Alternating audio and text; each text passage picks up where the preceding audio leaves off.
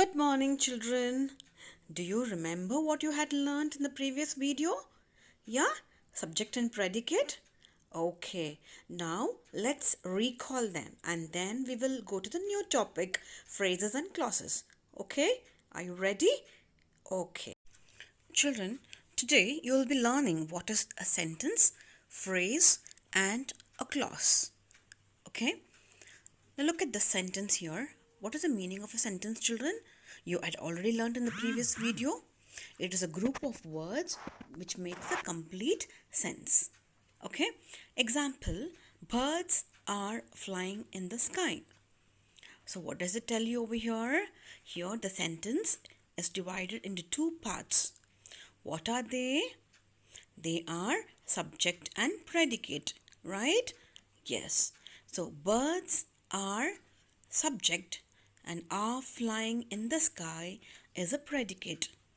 Isn't it, children? Do you remember the subject and predicate? Okay. What is the subject, children? Do you remember? Can you tell me? Yes.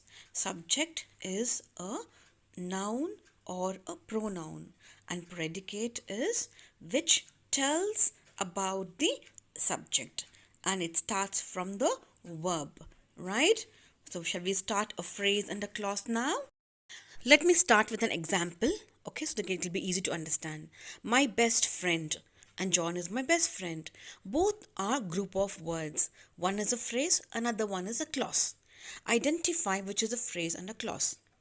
Remember, children, clause has subject verb combination, but a phrase has no subject verb combination. Keep this in your mind, okay? Don't forget. Now, can you identify which is a phrase and a clause? My best friend, it does not have subject and verb, right? So it is a phrase. John is my best friend because John is a subject and is a verb. So it is a clause. Clear to you? Did you understand the meaning of phrase and a clause? Shall we know more examples? Yeah? Okay. Now let's see what is a phrase. It is a group of words with no subject verb combination. It doesn't have meaning if it is used alone. Shall see the example. The sports car. It is a group of words with a noun and adjective. To watch movie is a group of words having a verb. On the table, it's a group of words having preposition and noun. Phrases are used as a single unit in a sentence. Okay? Is it clear to you? Now shall we see what is a clause? Okay, a clause is a group of words with a subject and verb combination. It has a complete meaning by itself. So clauses are divided into two types: independent clause and dependent clause. Okay, listen carefully, children. Independent clause is a complete sentence. Okay, for example, you were in the party. It doesn't depend on any other sentence to make it complete sentence because it is already a complete sentence. Okay, let's see what is a dependent clause. Dependent clause is a group of words with a subject and verb combination. It doesn't convey full meaning and hence it is used as a complete sentence, not used as a complete sentence. For example, when I came home, it has subject I and came as verb. It is a meaningful group of words but leaves us in a confusion. What next? Right? What will happen next?